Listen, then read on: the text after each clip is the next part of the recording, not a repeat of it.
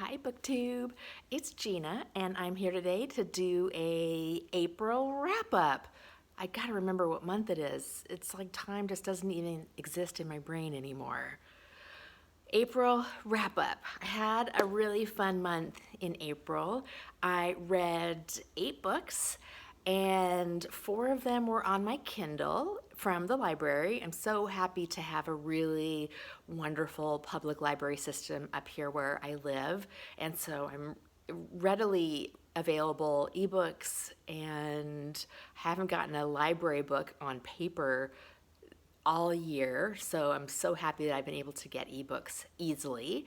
I read 4 ebooks from the library, and I read 4 paper books from my own shelves. So this is part of my effort to read some of my books on my shelves, and also last month I really made an effort to read outside of my comfort zone. And so I did a video where I talked about the books that I was going to be reading for that, and I read all of the ones that I wanted to read on my list. So let me talk about those first.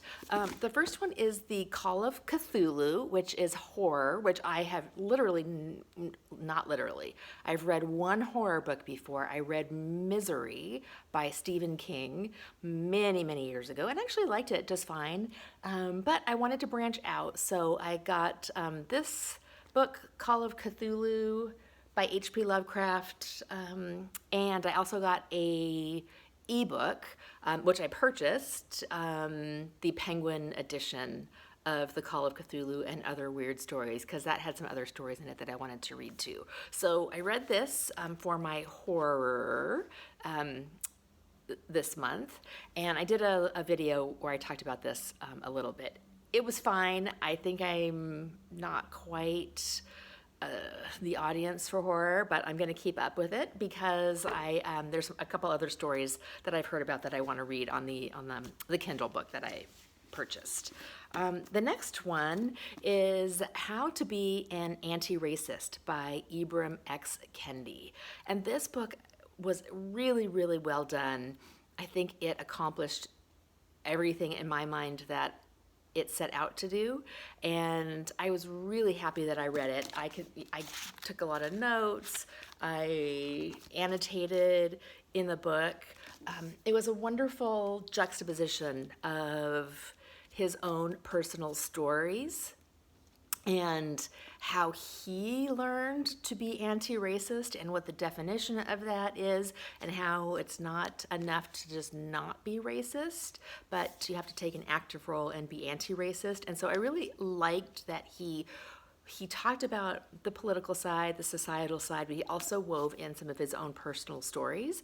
And I thought that was wonderful because it really personalized the narrative and made it accessible. My only complaint is that the very final personal story in this, I can see why he put it in. Kind of wanted to tie it all up together neatly. The final story I didn't really, or his own personal story, just didn't really seem to tie in as well. It was a little bit clunky in my opinion, but overall, really so glad I read this book. So this is my nonfiction read for the month. My romance read for the month was Arabella by Georgette. This was a wonderful book. This is one of my top reads so far for the month. Very light Regency romance in the style of Jane Austen. I would say that the story is not as complex. The characters are not as fleshed out, but the will they or won't they aspect of this story with the romance was really nice. Their dialogue back and forth was very charming and sweet. I really enjoyed it. So I'm so glad I branched out into a romance this month. That is Arabella. And then my love, definitely my top read for the month is Prianesa by Susanne Clarke. This is probably going to be one of my top reads of the year. I absolutely loved it. Susanne Clarke's way of world building is just delightful. She weaves a narrative that just builds this world that is ethereal and perplexing. It takes you a while to sort of figure out what's going on. What I loved about this book is that I started out so confused at what was happening. I had no idea what was going on. And the narrator of the book was absolutely sure of what was going on. He was telling his story. He was like, and as I became more aware of what was happening, he was getting more and more confused. The story was sort of getting more complex, and it just wove together in such a delightful way that it just gave me chills as I was reading it. This is one of those books that 5 pages in, I was like, oh, this is going to be a 5-star read. I just absolutely loved it. And that's broken my heart before, but it did not with this book. It was fantastic. Absolutely loved it. The next 4 books that I read were on my Kindle, so I've written down my notes here. I read The Magic Half by Annie Barrows, which is a middle grade story about twin siblings, 2 sets of twin siblings, one single sibling in the middle that is not a twin, and how she sets herself up in her family and the magic that she discovers that makes her feel part of the family. Really, really cute, sweet story. The next one, translated fiction, I read Convenience Store Woman by Sayaka Murata.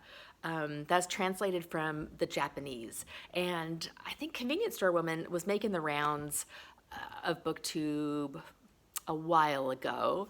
And I read it as a book club read with Cookie's Comforts. She is a booktuber, and I'll link her channel down below. Isn't that a great YouTube channel name? And she's doing a book club on Goodreads of novellas. And so I read that as part of the book club. And I was a little perplexed by that story. I never really felt attached to the characters. It didn't really ever gel in my brain. It's about a girl. As a child, she feels like an outsider. Her responses to certain things are seemingly inappropriate. She gets into trouble because she doesn't understand how she's supposed to respond to things. I think that I've heard subsequently that she is supposed to be on the autism spectrum. I didn't really get that from the story, but it could have just been because I wasn't really aware of where it was going. And so she really looks towards her sister and her family to help to tell her what to do in situations. And she starts working at a convenience store when she's 18 and works there for 18 years. And the story sort of picks up when she's 36, and people are starting to wonder why she's worked in this convenience store for so long. And it was a short book, so it was easy to read. I never quite seemed to understand the character at all. So it was fine, but I didn't love it. 2 cozy books. One was The Tale of Hilltop Farm by Susan Wittig Albert. That was a cozy mystery that starred Beatrix Potter once she moved out to the farm. And so it's super cute. There's a little mystery. The animals in the book are helping to solve the mystery. They're running around and talking to each other, and the poor animals are very perplexed as to why the humans cannot hear and understand them. They just think the humans are kind of knuckleheaded for not being able to hear them. They're trying to tell the humans certain things. And so it's super, super cute. I also did a historical cozy romance, The Innkeeper of Ivy Hill by Julie Klassen. And this was also super, super cozy, very easy read, about a woman in, I think, 1840s, 50s. Her and her husband own and run an inn. He suddenly dies, and this is very early on in the book, so it's not a spoiler. But there's some mystery surrounding his death. There's some mystery about we know what those circumstances were. She's trying to decide if she wants to keep the inn, run the inn, because it's not really something that a well-bred woman does in those days. So it was a very nice read, very enjoyable, one of those nice books to cuddle up with in bed at the end of the day and just kind of help you to lull you to sleep. So overall, this was a really fun month. I'm so happy that I read so many different types of genres and different books. Prianesa definitely is the winner. It's not a contest, but this was really, really my favorite book of the month so far. So that's my wrap up for April. I will talk to you soon.